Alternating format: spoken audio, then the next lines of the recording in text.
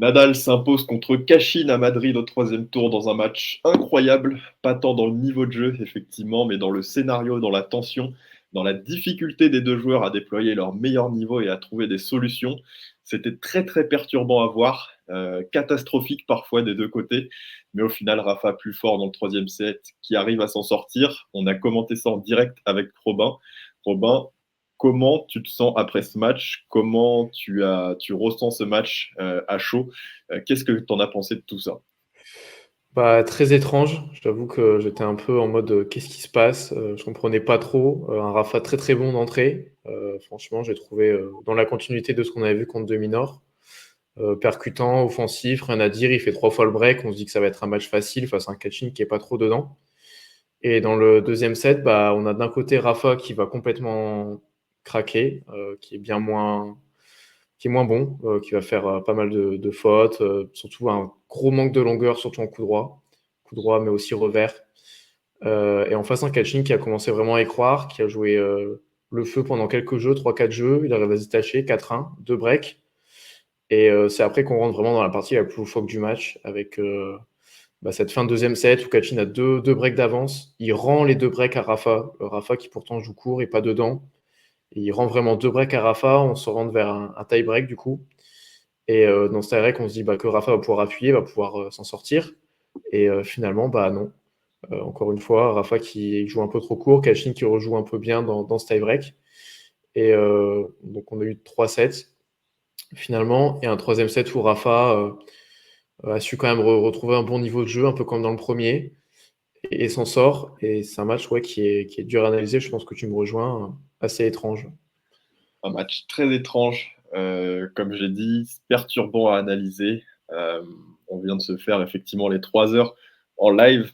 Euh, on a les circonstances, Rafa qui revient, qui a fait une année Ouais. 2023 quasi blanche, une année 2024 très compliquée où il enchaîne les forfaits, mais c'était très perturbant. Donc on revient sur ce match très très particulier juste après le jingle.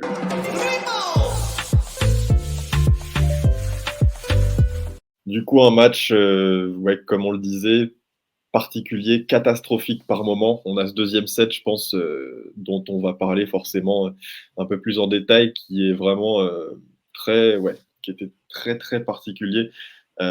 Cachin, comme tu l'as dit, qui a vite mené double break, 4-1 service à suivre, mais Cachin qui n'a pas profité du niveau de jeu pauvre de Nadal.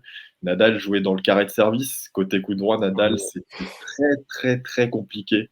On se demande même comment c'est possible d'atteindre de telles zones. Forcément, c'était vraiment.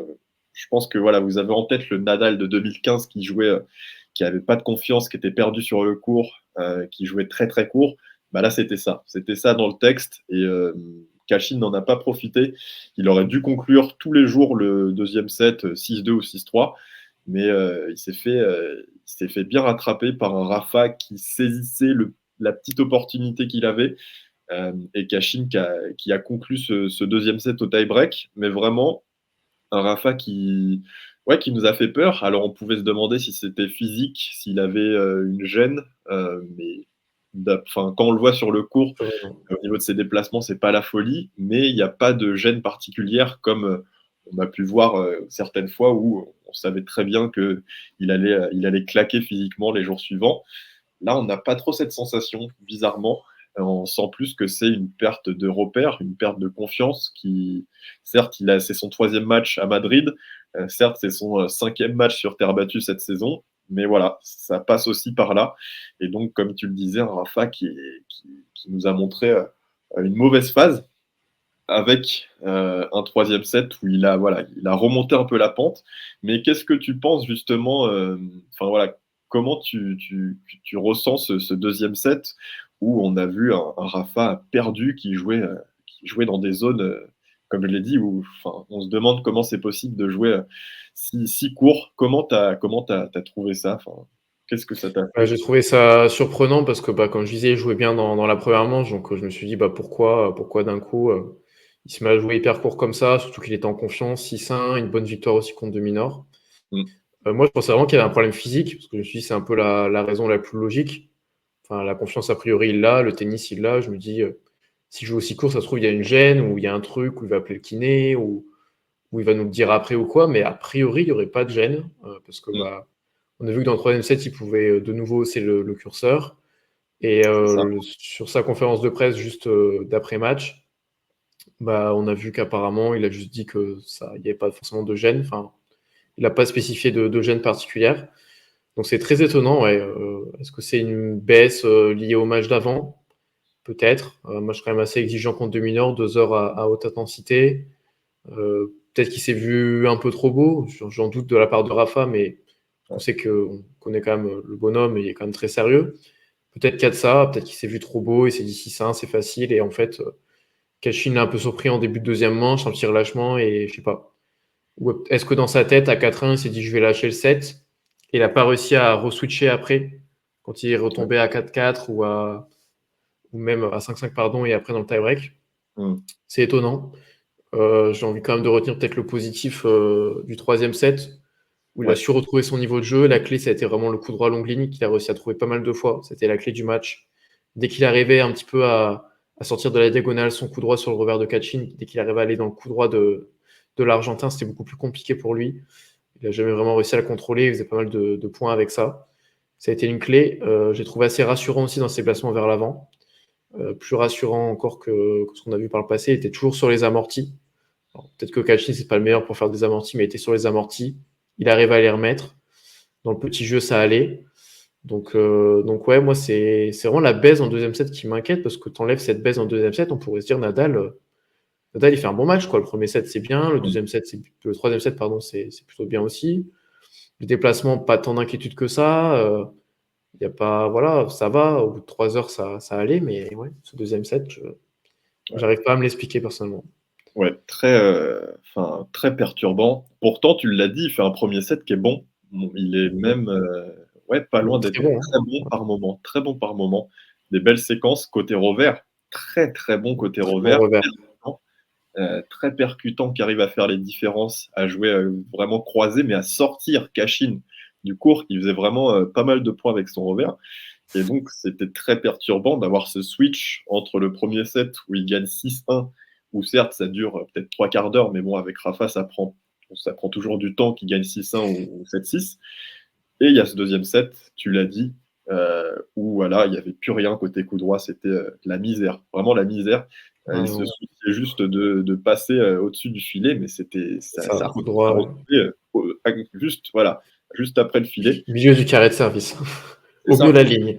c'est ça, c'est ça, au mieux la ligne, effectivement. Donc tu peux pas, enfin, on sait Tu que peux voilà, pas jouer comme ça, hein. c'est son retour. On sait que Rafa a pu jouer court dans sa carrière aussi.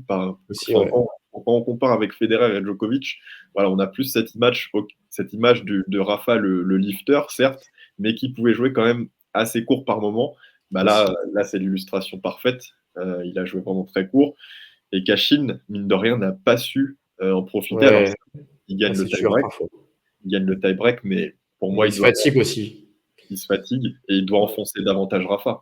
Il c'est doit clair. l'enfoncer davantage. Il a fait des fautes, pas mal de fautes à répétition. Après, Cachine n'a pas énormément d'expérience à ce niveau-là, même si forcément c'est un très bon joueur, hein, mais il n'a pas forcément l'habitude, on va dire, de jouer un Nadal à Madrid où c'est très C'est ça, particulier. pression. Pas forcément l'expérience de ces gros rendez-vous.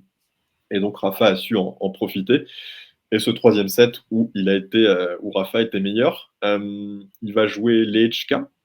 Ça va se passer demain pour une place en quart de finale, Ouais. en Masters 1000. Donc ça, c'est quand C'est même beau, très ouais, quand même, important. ouais. Ouais. Franchement. Comment tu abordes ce match? Moi, déjà, je pense qu'il sera sur le court. Que je sais pas, voilà, Oui, je pareil. pense aussi. Je vois mal abandonner devant son public pour sa dernière à Madrid. Je vois mal. Ouais, j'ai pas senti de gêne au niveau physique, même si forcément 3 heures, il faut les encaisser. Comment tu abordes ce match? Quelles sont les chances de Rafa pour gagner? Forcément, il va devoir s'améliorer, améliorer sa longueur de Ouais. balle, améliorer, voilà, parfois qu'en retour, forcément, ça retournait très court. Comment tu vois un peu ce match? Quelles sont les chances de Rafa de jouer, de passer ce match face à un joueur qui n'est pas un expert non plus, hein, sur terre battue? Voilà, comment tu vois ça un peu? Bah, ça va pas être évident pour moi. Ouais. Parce que ouais, il y a l'incertitude physique, parce que ça fait longtemps qu'il n'a pas joué quand même 3 heures. Faut voir comment il encaisse ça. Le désavantage, c'est que ça enchaîne directement demain. Ouais. Qu'il avait jusqu'alors à chaque fois un jour de repos entre les matchs. Donc ça va être la vraie interrogation, c'est le côté physique, est-ce qu'il peut réenchaîner? Alors oui, Lechka, c'est pas un très grand joueur sur terre battue, mais ça reste un bon joueur qui progresse bien, qui est solide des deux côtés, que ce soit en revers, en coup droit, bon service. Pour moi, il peut poser des problèmes à Rafa, surtout un Rafa peut-être un peu fatigué. Ça sera sûrement un combat encore s'il veut l'emporter.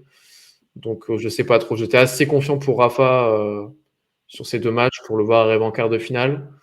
Mais là, j'avoue que la baisse du deuxième set, Mm. l'enchaînement, avec 3 heures de jeu dans les pattes, je me dis, je suis assez indécis. Pour moi, c'est vraiment plus ou moins un 50-50. Surtout que Lechka joue que 2 sets aujourd'hui, donc je pense qu'il a quand même une bonne chance. Ouais. Après, je vais quand même dire Rafa, Ok. mais, bon, je suis moins confiant que ce que je l'aurais été avant le match contre Kachin. Mm.